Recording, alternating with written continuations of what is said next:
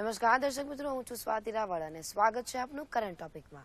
દર્શક મિત્રો, current topic એવો કાર્યક્રમ છે કે આપણે રોજબરોજ અવનવા ટોપિક્સ પર ચર્ચા કરતા હોઈએ છીએ અને આ ચર્ચા માટે મહાનુભાવોને નિષ્ણાંતોને અમારા સ્ટુડિયોમાં આમંત્રિત કરી તેની સાથે ચર્ચા વિચારણા કરતા હોઈએ છીએ। આજે આપણે ખૂબ જ એક સરસ મુદ્દા પર ચર્ચા કરવા જઈ રહ્યા છીએ કે આજના યુવાનોની, આજના યંગસ્ટર્સની વાત કરીએ તો આજના યુવાનો અને યંગસ્ટર્સ જે પશ્ચિમી સંસ્કૃતિ તરફ વળી રહ્યા છે અને સંસ્કૃતિની સામે આપણી જે ભારતીય સંસ્કૃતિ છે, આપણી વેદ પરંપરા છે તેને ભૂલતા જઈ રહ્યા છે। તો આપણી ભારતીય સંસ્કૃતિને વિદેશી વાસીઓ જ્યારે અપનાવી રહ્યા છે ત્યારે શું મહત્વ છે ભારતીય સંસ્કૃતિનું, આજે આપણે આના વિશે ચર્ચા કરવાના છીએ। અને આ ચર્ચા કરવા માટે અમારી સાથે અમારા સ્ટુડિયોમાં ઉપસ્થિત છે आचार्य जी देवेंद्र सागर सुरेश्वर जी महाराज। आचार्य जी, स्वागत है आपका। आचार्य जी, पहला प्रश्न आपसे ये होगा कि हमारी जो भारतीय संस्कृति और परंपरा है उसकी सराहना देश विदेश में हो रही है, लेकिन हमारी जो संस्कृति है हम ही विसरते चले जा रहे हैं। तो हमारे जो युवाधन है उन लोगों को ये बताइए कि भारतीय संस्कृति और परंपरा है उसका महत्व क्या है। इसका महत्व बहुत है और मूलतः जो है, पहले अपने यहाँ पर प्राचीन काल से देखा जाए तो नालंदा के अंदर 10,000 गुरुकुल थे। आज गुरुकुल की परंपरा नष्ट हो गई। गुरुगम पूर्वक जो ऋषि मुनियों के पास में रह कर के जो विद्यार्थी बालक जो वहाँ उनकी निश्रा में रह कर के जो ज्ञान अर्जन उपार्जन करते थे, संस्कार लेते थे, शिक्षण लेते थे, वहाँ पर कैसे बोलना चाहिए, कैसे जीवन में व्यवहार करना चाहिए, परिवार के साथ कैसे रहना चाहिए, राष्ट्रपति समर्पित होकर के और राष्ट्र का गौरव बढ़े ऐसे कार्य कैसे करने चाहिए, उसकी सारी परंपराओं का और सारी संस्कृति का ज्ञान जो है वहाँ पर प्रैक्टिकल भी दिया जाता था और थ्योरिकल भी दिया जाता था। लेकिन आज जो परंपरा नष्ट हो गई है उसका स्वरूप जो है आज आधुनिक ले लिया और उसके अंदर भी जो है इलेक्ट्रॉनिक मीडिया जो है या आज का जो विज्ञान है तो उसके अंदर जो एक परंपरा से दूर वो लेके गया है। एक्चुअली के अंदर धर्म और विज्ञान का समन्वय जो है वो करने के लिए आज के जो ज्ञान जो है उसके लिए वो प्रॉपरली जो है सही नहीं है और उसी के कारण से आज भारतीय संस्कृति से काफ़ी लोग जो है दूर चले जा रहे हैं। तो उसके लिए परंपरा को वापस पुनर्जीवित करने का जो अपना एक दायित्व है उसको करना चाहिए। स्वामी जी, ये बताएं कि पहले वेद पुराण उपनिषद थे, उसके बाद गुरुकुल परंपराएं और आज के अभ्यास की जो बात करें, शिक्षा की बात करें तो उसका माध्यम अब बदल गया है। तो ये जो बदलाव आ रहा है उसके बारे में क्या कहना चाहोगे। भले अब आज पैकिंग बदल दो लेकिन माल बदलने की कोई ज़रूरत नहीं है। आज वेदों के अंदर भी जो है विज्ञान की सारी बातें आती हैं। हमारे आचार्य महाराज थे, योगी पुरुष थे, आचार्य योगनिष्ठ बुद्धि सागर सुरेश्वर जी महाराज, जिन्होंने महुड़ी के अंदर घंटा कर्णवीर की स्थापना की। उन्होंने एक भविष्यवाणी की तो उसके अंदर उन्होंने बताया था कि एक देश दूसरे देश से बात करेगा जैसे घर में बैठे बात करते हो। तो उन्होंने बताया था, लेकिन इस माध्यम को जो है माध्यम को माध्यम ही रखना चाहिए, लेकिन उसको जो है ना वो साधन रखना चाहिए, साध्य नहीं बनाना चाहिए। तो वेद परंपरा जो है ये तो आज जन्म अजरामर है। ये तो चाहे कितना भी विज्ञान है या कुछ भी है, इसको कोई नष्ट नहीं कर सकता, कुछ नहीं कर सकता। ये परंपरा अखंड अक्षुण्ण जब तक संसार है तब ये सारी जो है ये वो वेद है, उपनिषद है, आगम है, सब कुछ रहने वाला ही है वो। तो इसलिए भले थोड़ा सा माध्यम बदल गया लेकिन ये अपनी सोच है, समझ है, लेकिन ऐसा कुछ नहीं है।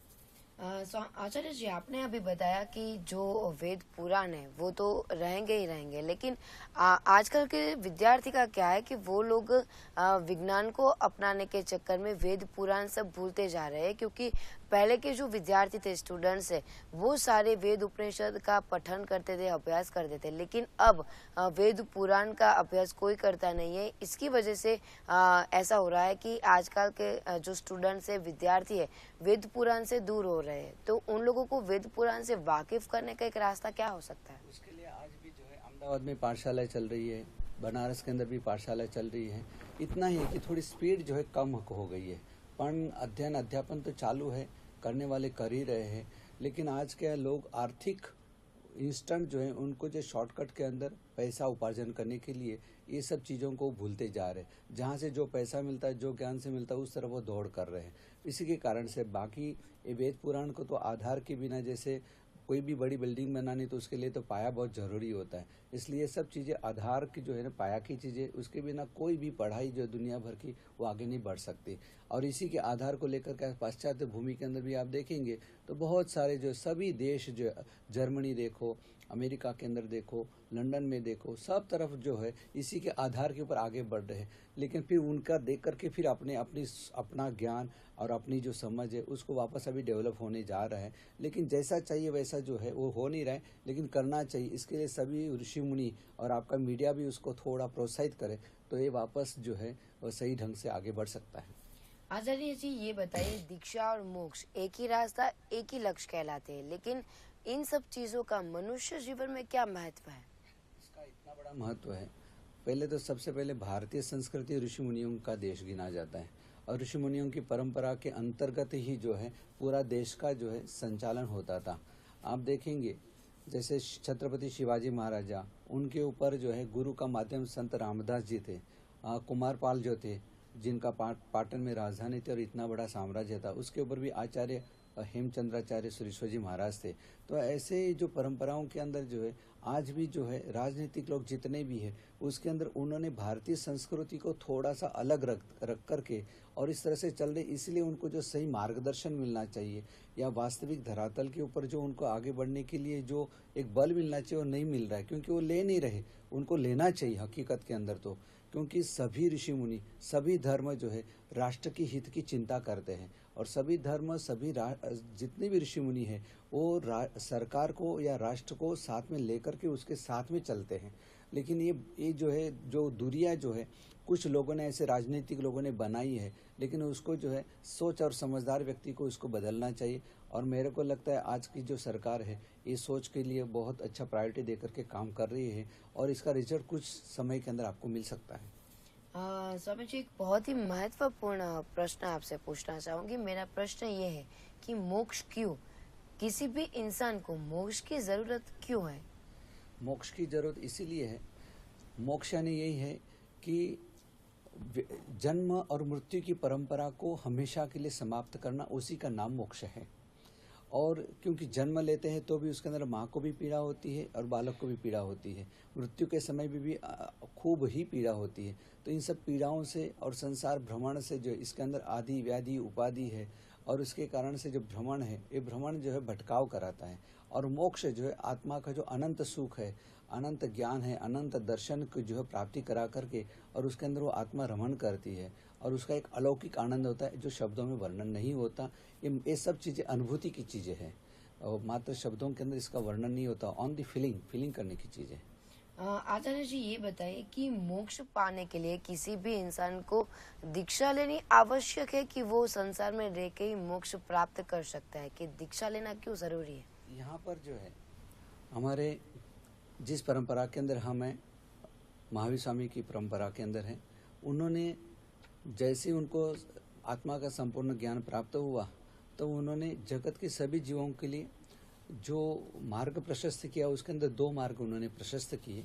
एक तो सबसे पहले संपूर्ण संसार का त्याग करके आत्मा की तरफ प्रयाण करने का प्रयास करके मोक्ष को प्राप्त, आत्मा को भी प्राप्त करने का और मोक्ष को भी भविष्य के अंदर प्राप्त करने के लिए उन्होंने मार्ग बताया। और कई आत्माओं के जो है ये मार्ग को के ऊपर चलने के लिए वो सक्षम नहीं है या कुछ कारणवश वो नहीं जा पा रहे, तो उनके लिए उन्होंने गृहस्थ आश्रम का भी जो एक मार्ग बताया। गृहस्थ अवस्था में रह के, संसार में रह करके भी जो जैसे बायोकेमिक में 12 दवाई होती है, वैसे यहाँ पर 12 प्रकार बताए गए हैं जिसे हमें 12 प्रकार के व्रत बोलते हैं। तो उसके अंदर भी सब चीज़ें बताइए और उसके आधार के ऊपर भी व्यक्ति जो है वो काम आगे बढ़ करके मोक्ष को प्राप्त कर सकता है। स्वामी जी ये बताया कि ये जो धर्म है सभी के लिए बहुत ही आवश्यक है, लेकिन धर्म पर से लोगों का विश्वास उठता चला जा रहा है। उसकी वजह सिर्फ यही है कि कुछ चुनिंदा लोग ऐसे हैं जो धर्म का बहिष्कार करके, मतलब धर्म के नाम पे कोई गलत धंधे कर रहे हो और धर्म के नाम पे कुछ गलत करने की वजह से आम लोगों का जो विश्वास है धर्म पर से उठता चला जा रहा है। तो उसके बारे में क्या कहना चाहोगे? जो व्यक्ति जब विवेक ही चूक जाता है, अभी अंधा व्यक्ति है, वो बेचारा क्या करे? उस तरह से ये लोग जो है अपनी मन की इच्छाओं के लिए या पांचों इंद्रियों के विषय की पूर्ति के लिए ऐशना तृष्णा जो है और स्वयं की जो एक संसार के लिए स्वार्थ की जो ऐसी जो बातें हैं या ऐसी जो इच्छाएं रख के चलते हैं, उसके कारण से ये अनुशासन टूटता जा रहा है। बाकी कोई भी धर्म जो है कोई भी व्यक्ति इस जगत के अंदर अधर्म नहीं है, मतलब नास्तिक नहीं है, सब आस्तिक ही है। जो इसे उसे माँ को स्वीकार करता है वो भी एक धर्म है, पिता को स्वीकार करता है वो भी एक धर्म है, परिवार को भी स्वीकार करता है वो भी एक धर्म ही है। इसलिए इस दुनिया के अंदर कोई नास्तिक है ही नहीं है।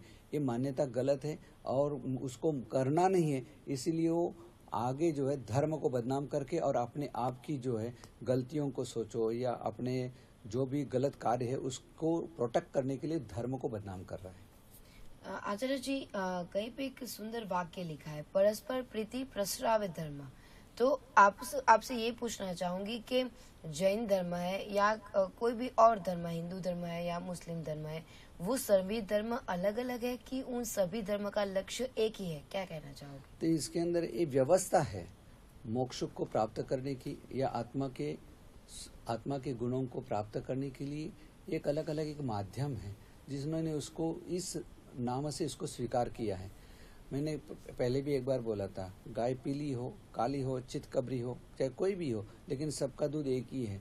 लेकिन ये भी यहाँ पर सब अलग अलग प्रकार के माध्यम से, कोई साइकिल पे चलता है, कोई गाड़ी पे जाता है, कोई ट्रेन पे जाता है, कोई प्लेन पे जाता है, लेकिन सबका लक्ष्य दिल्ली जाने के लिए एक ही होता है। तो उसी तरह से यहाँ पर भी एक व्यवस्था है। उनको उस तरह से उनको अच्छा लगा, उनको उस तरह से अच्छा लगा, इस तरह का जो है ये बात है। और दूसरी बात जैन धर्म की जो आपने कही, जैन धर्म कोई जैन धर्म है ही नहीं है। सब यहाँ पर जितने भी जैन अब गिने जाते हैं आज व्यवहार के अंदर, वो सब हिंदू है, सब क्षत्रिय है, सब राजपूत है।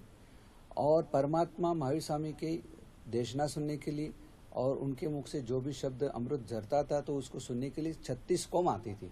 और ये धर्म सर्वधर्म है, सबको समावेश करके चलता है। नवकार भी सेक्युलर है, उसके अंदर किसी को उन्होंने नमस्कार ऐसे पर्टिकुलर नहीं कहा कि भाई ये नमस्कार महावीर को हो या गणेश को हो या राम को हो, नहीं, यहाँ पर सबको, जिसने आत्मा के तत्व को प्राप्त किया ऐसी सभी आत्माओं को यहाँ पर नमन करते हैं। इस प्रकार से सेक्युलर मंत्र है। और दूसरी बात ऐसी है कि जीते वो जैन, जो इंद्रियों को जीते उसको जैन कहा गया। मात्र फिर क्या है, आगे आगे चलते फिर एक व्यवहार के अंदर जैन धर्म बन गया। बाकी सब हिंदू है। हमको ये त्याग का मार्ग अच्छा लगा, किसी को बाल्यावस्था का मार्ग अच्छा लगा, किसी को राज्य अवस्था का अंदर जो है मार्ग अच्छा लगा, तो उन्होंने उस तरह से वो आगे बढ़ते गए। बाकी सबकी भावना, आंतरिक भावना तो वही है, आत्मा के सुख को प्राप्त करना। आचार्य जी, आपने जो अभी ये नवकार मंत्र के बारे में बोला, तो हिंदू धर्म या किसी भी धर्म हो, मंत्र का बहुत ही महत्व होता है। तो हमारे दर्शक मित्रों को ये बताएं कि मंत्र के उच्चारण से, मंत्र से लोगों को क्या फायदा होता है और उसका हमारे जीवन में महत्व क्या है? मंत्र ऐसी चीज है, उसके अंदर एक गजब की शक्ति है और इतनी बड़ी गजब की शक्ति है, पर लेकिन उसका उच्चारण जो है शुद्धतापूर्वक होना चाहिए। जैसे वेदों का भी अपने मंत्रोच्चार करते हैं, उसके अंदर भी जो है वो ऋचाएं होती है, वो ऋचाओं के साथ साथ में उस प्रकार से यदि उसका उच्चारण किया जाता है तो मन वचन कर्म के अंदर कंपन आ जाता है और वो कंपन पूरे ब्रह्मांड को हिला देने की ताकत उसके अंदर वो रखता है। तो ये भी नवकार मंत्र भी है, सेक्युलर मंत्र है। ऐसे लाखों मंत्र है, वेदों के अंदर भी लाखों मंत्र है। पर ये सब मंत्र कैसे है कि सब मंत्र इसमें से आत्म तत्व की प्राप्ति के लिए एक उच्च कक्षा की एक भूमिका तक पहुंचने के बाद में ही वो मंत्र है जो वो आत्मा के लिए डायरेक्ट काम करते हैं। बाकी सारे मंत्र मन को वश करने के लिए, इंद्रियों को कंट्रोल करने के लिए और इंद्रियों की इच्छाओं को जो त्याग करने के लिए ये मंत्र जो काम में आते हैं। और हम ये ऐसे भी कहा गया कि शब्द गुणम आकाशम, शब्द जो है बोलते हैं तो ब्रह्मांड तक के टोच तक जो है उसकी अपनी कंपन, जो परमाणु वाइब्रेशन वहाँ चले जाते हैं। इसलिए मंत्रों का उच्चारण शुद्ध होना चाहिए, बहुत जरूरी है इसके अंदर। आचार्य जी, ये बताए कि कई लोगों के मन में जैन धर्म के प्रति बहुत सारी गलत फहमियां होती है। वो एग्जाम्पल हम लोग ले कि कोई भी बालक है, छोटा सा बालक अगर दीक्षा लेता है तो सब यही बोलते हैं कि उसको तो पूरी संसार की जानकारी भी नहीं हुई थी तभी उसने दीक्षा ले ली। तो ये इसके बारे में उसका राज क्या है कि ये छोटे छोटे बालक भी दीक्षा लेने के लिए राजी हो जाते हैं या फिर भगवान जो प्रभु का मार्ग है वो अपना लेते हैं? क्या कहना चाहोगे? इसके अंदर ऐसा है, हमारे परमात्मा महावीर स्वामी के पास में जो आत्मा का संपूर्ण ज्ञान था, हर एक इस दुनिया के ऊपर, ब्रह्मांड के ऊपर जितनी भी आत्माएं, उनका भूत, भावी और भविष्य जानने की वो क्षमता, अनंत भव तक का जानने की क्षमता उनके पास में थी। और उन्होंने यहाँ पर जो भी कुछ कहा गया है वो उनकी आत्मा को केंद्र में रख करके कहा गया कि नहीं कि वो बालक है, उस दृष्टिकोण से नहीं कहा। यहाँ पर उम्र के साथ में कोई संबंध नहीं, यहाँ आत्मा के गुणों के साथ में संबंध है, आत्मा की शक्ति उसके साथ में यहाँ पर संबंध है। और उसके आधार के ऊपर यदि वो सोचे, क्योंकि जो भी व्यक्ति ऐसा गलत सोचते हैं या समझते हैं, वो लोग है ना आकर के पूछे तो उनको समाधान मिल सकता है। जिज्ञासा लेके आए तो समाधान मिलेगा, जो प्यास लेके आएगा तो उसको पानी मिलेगा। वो आए नहीं, करे नहीं, और समस्या यहाँ पर हो और वो उसका समाधान करने के लिए वो और जगह चले जाए, तो एक फिर उसके लिए फिर वो व्यक्ति के मन के अंदर ऐसी भ्रमणा तो रहेगी। वो तो उसके लिए अपने क्या कर सकते हैं। आचार्य जी, हम सब जानते हैं कि कितने जन्म लेने के बाद हम लोग मनुष्य जन्म लेते हैं, काफी सारी मुश्किलें सहन करते हैं। तो हमारे दर्शकों को ये बताइए कि मनुष्य जन्म लेने के बाद मनुष्य का सबसे पहला कर्तव्य क्या होता है?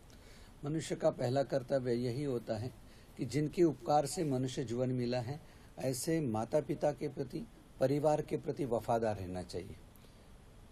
परिवार को सुख शांति और समृद्धि से तरवर करने के लिए वहाँ पर तन मन धन से, मन वचन कर्म से पूर्ण परिवार को समर्पित होकर के, और मतलब माता पिता को समर्पित हो गया तो इसका मतलब यही समझे कि वो राष्ट्र को भी समर्पित हो गया और अपने पूरे कुटुंब को, परिवार को, मोहल्ले को, सबको समर्पित हो गया।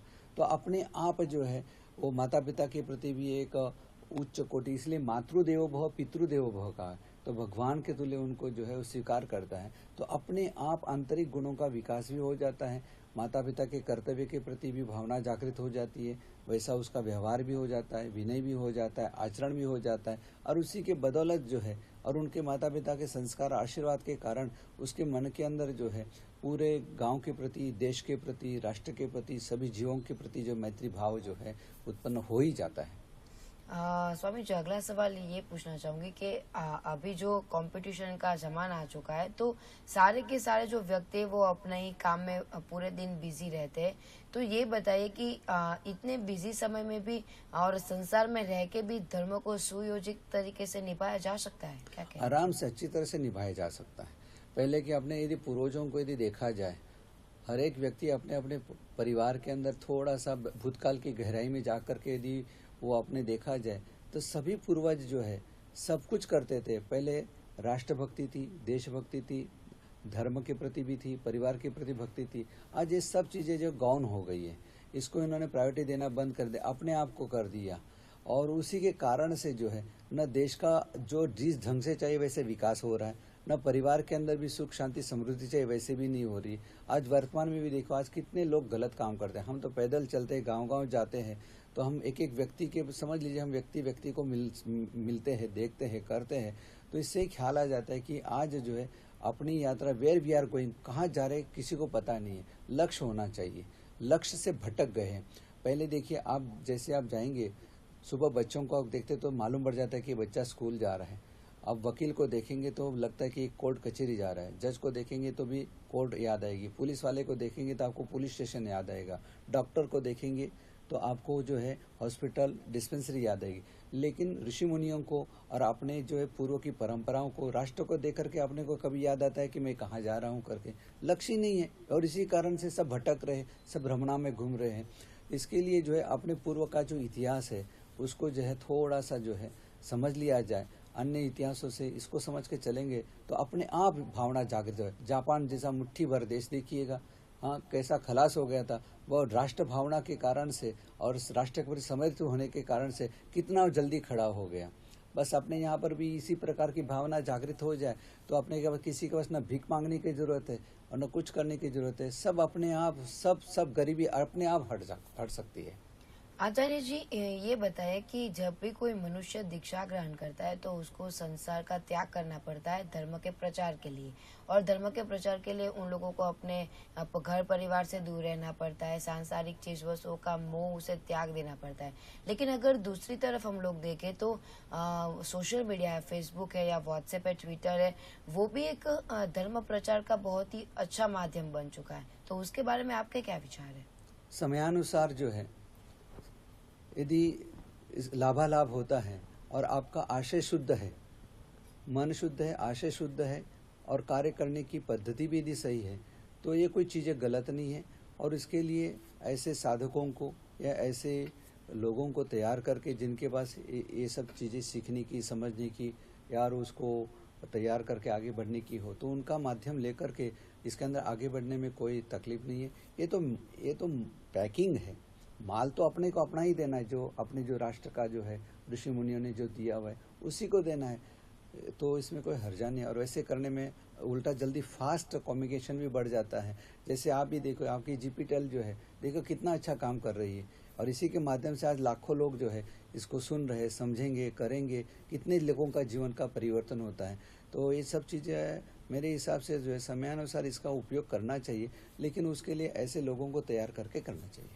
स्वामी जी ये बताया कि आजकल के जो युवा धन है, युवा पीढ़ी है, वो भारतीय परंपरा को भूल रही है और पश्चिमी संस्कृति को अपना रही है और बहुत ही गलत रास्ते पे जा रही है। अलग अलग व्यसन के तहत या फिर कोई भी तरीके से पश्चिमी संस्कृति के तहत बहुत गलत रास्ते पे जा रही है। तो उन लोगों को प्रभु का मार्ग दिखाने के लिए, धर्म के मार्ग पे चलाने के लिए क्या करना चाहोगे? क्या इसके लिए मीडिया जो है ना, यदि पॉजिटिवली जो है उन्नति की बातें करे, संस्कार की बातें करे, तो इसके कारण से जो है लोगों के मन के अंदर भी जो है अच्छी भावना बहुत जल्दी पुटअप हो सकती है। आज मीडिया के अंदर भी कई ऐसी सीरियल चल रही है जो उनका काम ही है, भले उनका काम बिजनेस है, उनकी भावना भी इंटरनल कुछ अच्छी होगी, लेकिन जो उसका जो रिजल्ट आना चाहिए वो सही नहीं आ रहा है, और उसी का परिणाम जो लोग नहीं झगड़ते वो भी झगड़ना शुरू कर देते हैं। अभी घर घर की कहानी ये भी तो है, तो हर एक को मालूम है संसार है, वहाँ तो झगड़ा तो रहने वाला है, आदि व्याधि व्यापवादी संसार में रहने वाली है। अभी सास बिना ऐसा ऐसी सब सीरियल है। अभी कहने से किसी के प्रति मेरा विरोध करने का, वो करने का मन, वो नहीं, इरादा नहीं। कहने का तात्पर्य है कि लोग जब खाली बैठते तब वही काम करते देखते, तो इसके मन के अंदर जो है वो आ जाता है। इसलिए सबसे पहले अपने यहाँ पर जो ग्रंथालय हुआ करते थे, वांचन हुआ करता था, रीडिंग हुआ करता था, वो सब बंद हो गया। फिर बाद के अंदर धर्म चर्चा होती थी, हर घर के अंदर सुबह सब लोग बैठ कर के भगवान की भक्ति करते थे, शाम को भक्ति करते थे, माता पिता की भक्ति करते थे। अभी अभी मैंने एक जगह देखा, सुना, तो इंडोनेशिया जैसे देश के अंदर भी, पाश्चात्य देश के अंदर भी हर शनिवार को स्कूल के अंदर माँ बाप को बुला करके उनकी सेवा शुश्रूषा की जाती है, उनकी भक्ति की जाती है। आज ऐसे भारत ऋषि मुनियों का देश, इतना बड़ा संस्कृति से भरा भरा होने को ऐसा कभी आपने सुना है? नहीं सुना है। तो इसके कारण से क्या, मतलब अपनी चीज़ें जो है, जो संस्कृति की अच्छी चीज़ें है, अन्य देशों ने जो है, भारत बाहर के देशों ने उसको ग्रहण किया, और उन्होंने जो गलत चीज़ें थी वो उन्होंने निकाल दी और उसको अपने एक्सेप्ट कर लिया और बता दिया हम एडवांस है करके। ये तो गलत चीज़ है। मतलब દર્શક મિત્રો, આજે આપણે ચર્ચા કરી કે જે રીતે આજનું યુવા ધન પશ્ચિમી સંસ્કૃતિ તરફ વળ્યું છે અને ધર્મના રસ્તા પર શા માટે ચલાવવું જોઈએ, ધર્મ ને પરંપરાનું મહત્વ શું છે। સ્વામીજી, ધન્યવાદ આપકા। खूब आशीर्वाद, आपकी चैनल आगे बढ़े और बस सब लोगों के आत्मा का सुख मिले, बस यही आशीर्वाद। દર્શક મિત્રો, આવતીકાલે નવા કરંટ ટોપિક સાથે, નવા મહાનુભાવો સાથેની ચર્ચા સાથે ફરી મળીશ। ત્યાં સુધી મને રજા આપશો। નમસ્કાર।